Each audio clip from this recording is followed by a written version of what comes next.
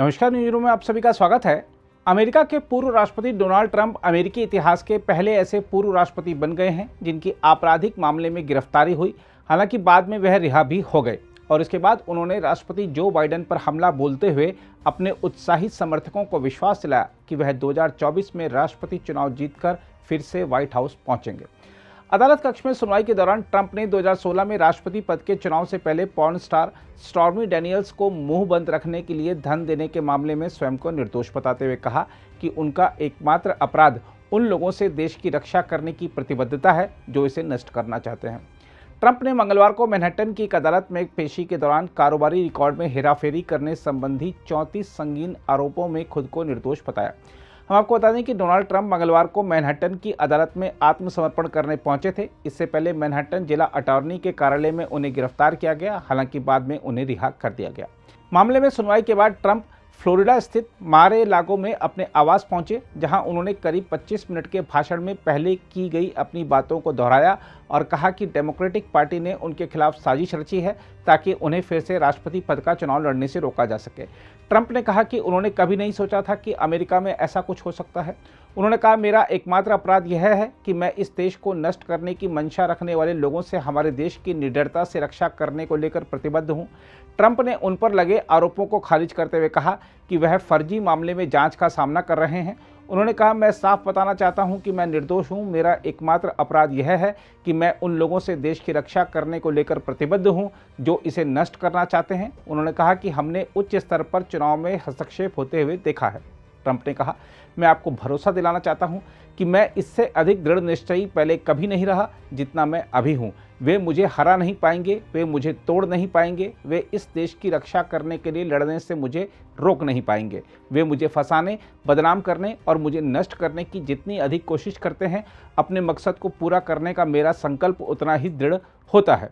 उन्होंने इस मामले की सुनवाई कर रहे न्यायाधीश जुआन एम मर्चेंट पर भी निशाना साधा और आरोप लगाया कि वह ट्रंप से नफरत करने वाले न्यायाधीश हैं और उनकी पत्नी ट्रंप से नफरत करती हैं। उन्होंने कहा कि उनकी बेटी कमला हैरिस हाउस के लिए काम करती है, जिन्हें अमेरिका के राष्ट्रपति जो बाइडेन हैरिस प्रचार मुहिम के लिए धन मिलता है।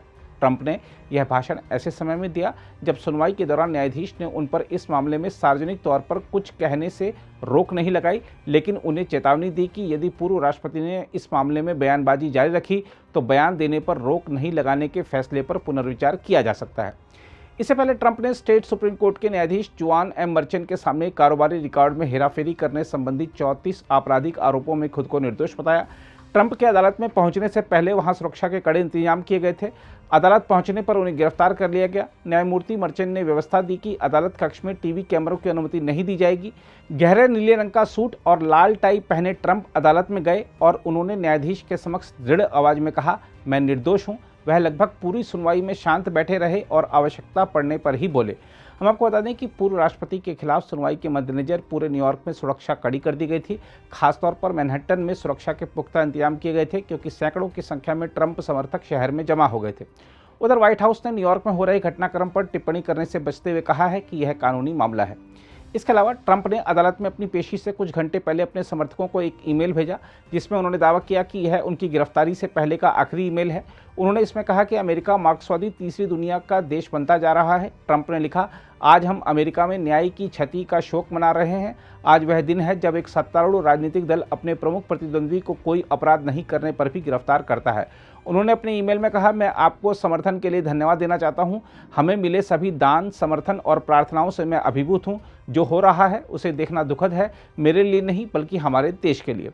हम आपको बता दें कि ट्रंप ने अभियोग लगाए जाने के 24 घंटे से भी कम समय में समर्थन के रूप में $40 लाख से अधिक रकम जुटा ली है। उन्होंने कहा, हमारा राष्ट्र मार्क्सवादी तीसरी दुनिया का देश बनता जा रहा है जो असहमति को अपराध बताता है और अपने राजनीतिक विरोधी को कैद करता है। लेकिन अमेरिका में उम्मीद मत खोइए। हम एक ऐसे राष्ट्र हैं जिसने दुनिया के सबसे बड़े साम्राज्य से अपनी स्वतंत्रता की घोषणा की, 2 विश्व युद्ध जीते और जिसके नागरिक ने चांद पर सबसे पहले कदम रखा। ट्रंप ने लिखा, हमारा आंदोलन बहुत आगे निकल चुका है और मेरे मन में कोई संदेह नहीं है कि हम एक बार फिर जीतेंगे और 2024 में फिर से व्हाइट हाउस पहुंचेंगे। अगर आप भी लेना चाहते हैं देश दुनिया की तमाम जानकारी तो आज ही सब्सक्राइब करें हमारे चैनल को। साथ ही नीचे दिए बेल आइकन को जरूर दबाएं ताकि हर अपडेट आप तक पहुंच सके।